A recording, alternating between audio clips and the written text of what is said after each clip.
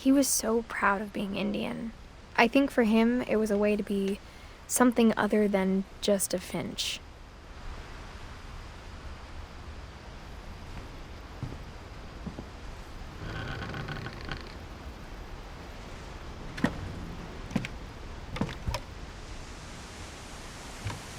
On the way back from Lewis's funeral, my mom told me to start packing. She waited until the day before we left to tell Edie. I'm not sure if she wanted to make it easier or harder.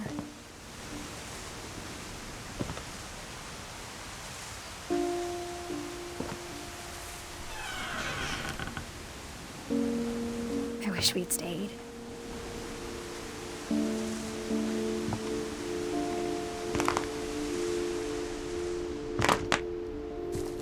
But I understand why we left.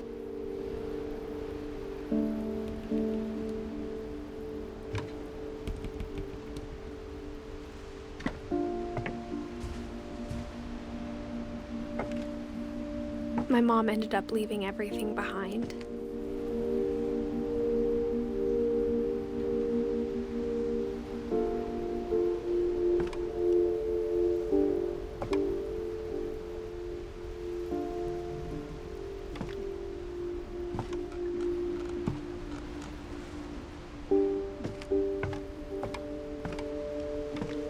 What happened that night had been coming for a long time. Maybe it should have come sooner.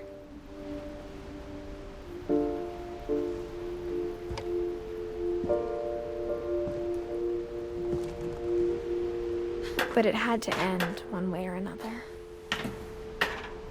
All that's left now is to tell you about that last night.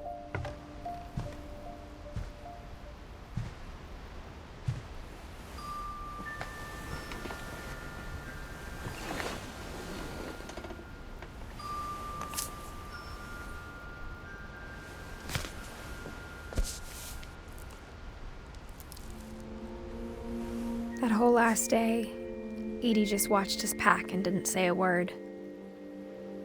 Until supper, when she raised her glass and said, "To our final night together, and all our final nights apart." Grandma, you know what I said about alcohol. Some of your medications are very Edith, specific. I left a present for you in the hallway. Why don't you go open it? The grown-ups have to argue now. I'm sorry, you're right. We're all leaving tomorrow. Let's just enjoy our last... I'm not leaving. Edith, you're excused.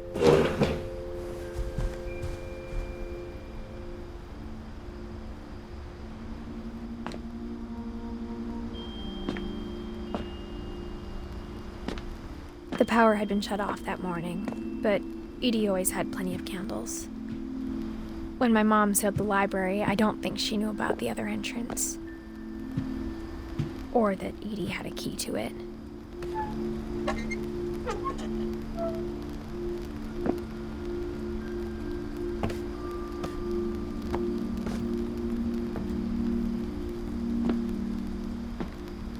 That thing you're afraid of isn't going to end when you leave the house.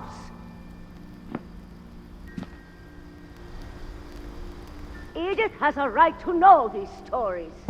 My children are dead because of your stories. I think it's best if Edith and I leave tonight. We'll have the nursing home send a van for you in the morning, okay?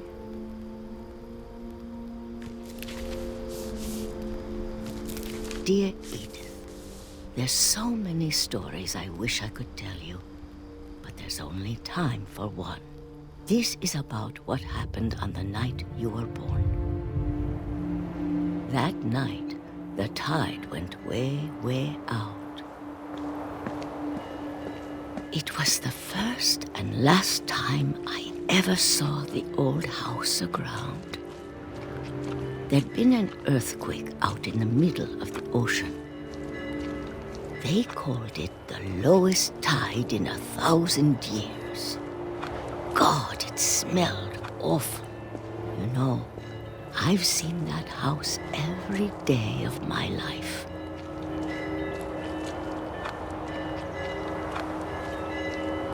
never thought I'd go back to it. When the fog rolled in, I lost my way.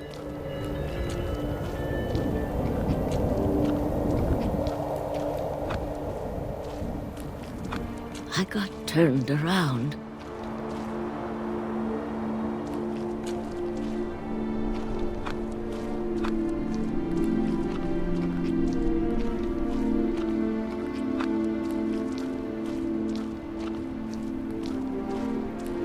For a while, I wandered. I started seeing things.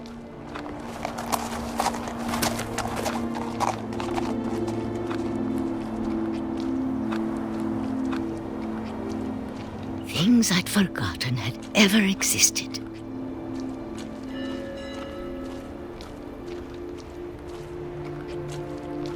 But when I saw them, they felt like old friends. That night, a lot of things came back to me. Or maybe I came back to them.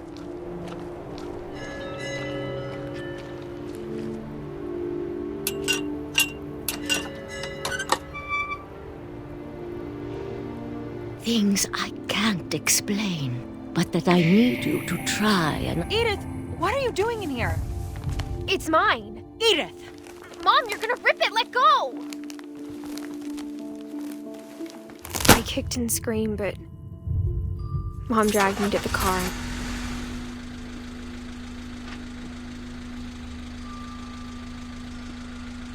I never saw Great-Grandma Edie again. The next morning, the van came to pick her up, but she was already gone. After that, we moved around a lot.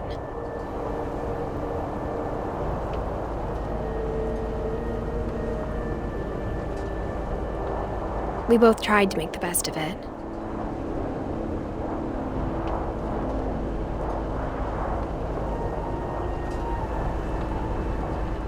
A few years went by.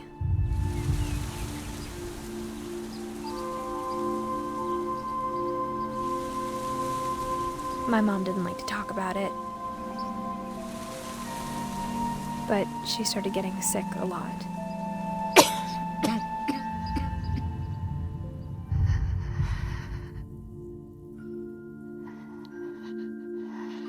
She got better for a while, and then she didn't. And then I was alone.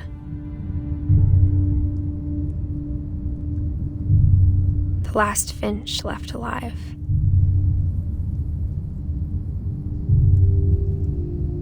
Until I found out about you. I'm still not sure what to tell you about all this. If we lived forever, maybe we'd have time to understand things. But as it is, I think the best we can do is try to open our eyes. And appreciate how strange and brief all of this is.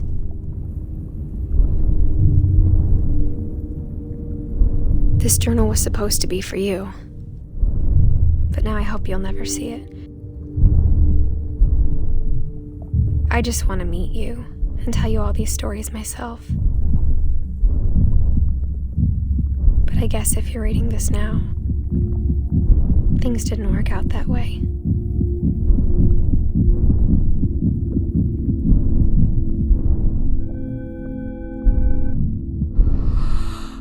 This is where your story begins. I'm sorry I won't be there to see it. It's a lot to ask, but I don't want you to be sad that I'm gone. I want you to be amazed that any of us ever had a chance to be here at all. Good luck.